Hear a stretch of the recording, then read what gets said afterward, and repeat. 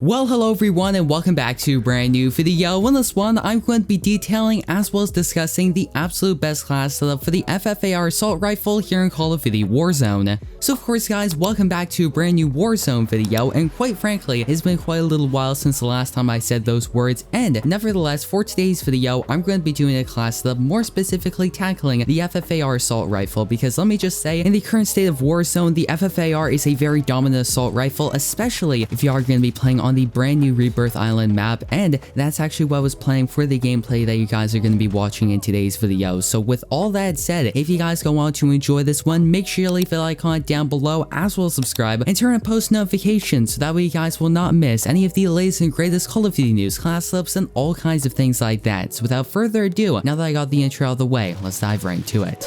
And alright guys, so of course to kick off today's video, let's talk a little bit about the FFAR assault rifle. If you weren't already aware, the FFAR is of course a fully automatic assault rifle that's in Black Ops Cold War multiplayer, and the in-game description for the weapon reads: fully auto assault rifle, fast fire rate and quick reloading speeds, modest damage and slightly less ammo capacity. Now of course, if you were to load up Black Ops Cold War, you are going to be unlocking it at level 40 in multiplayer, so make sure you keep that in mind. And yeah, let me just say, the FFAR is a really good as well as consistent assault rifle in the current state of Warzone, and in many cases the FFAR actually plays quite a bit like a submachine gun, with a reload time of just about 2.1 seconds, as well as bolstering a rate of fire of 909. You can definitely tell that this weapon exceeds at those close range engagements. However, the recoil on the weapon is pretty manageable, especially if you put on the right attachments, so that means you can effectively use this weapon out to those medium to longer ranges. And of course, if you guys didn't already know, the FFAR is a soft reboot or a remake of the original FAMAS from Call of Duty Black Ops 1, and in many cases is very similar to that weapon. So let me just say, the FFAR in Black Ops Cold War is very authentic to the original one from Black Ops 1 multiplayer.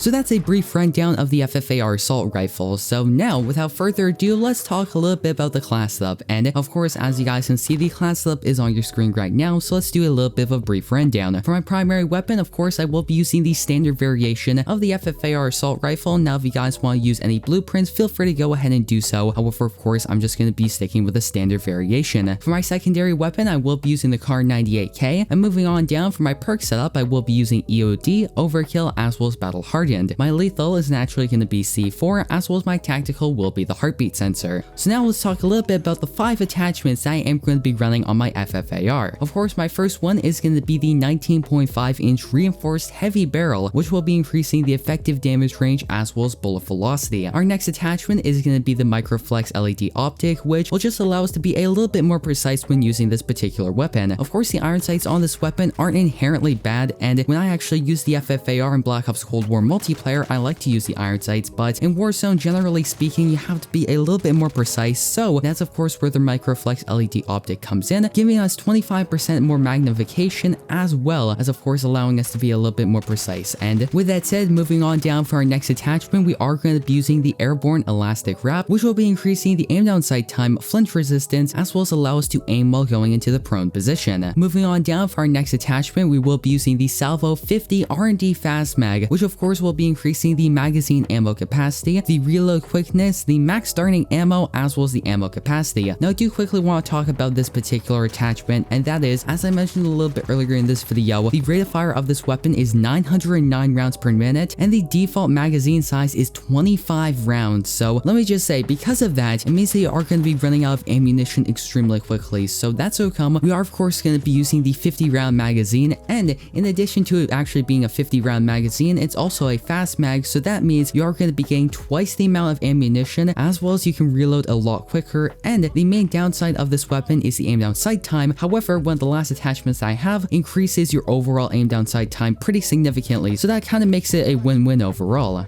So now let's talk a little bit about our final attachment on the FFAR, and that's of course going to be the Field Agent Grip, which will be increasing the vertical recoil control as well as the horizontal recoil control. So now let's go ahead and talk a little bit about the attachments I am going to be running on my Kar 98K. Of course, my first one, I will be using the SynGuard Custom 25.1-inch barrel, which will be increasing the damage range, bullet velocity, as well as recoil control. Our next attachment is going to be the Tac Laser, which will be increasing the aim down sight speed, aiming stability, as well as aim walking steadiness. Moving on down for our next attachment, we are going to be using the Sniper Scope.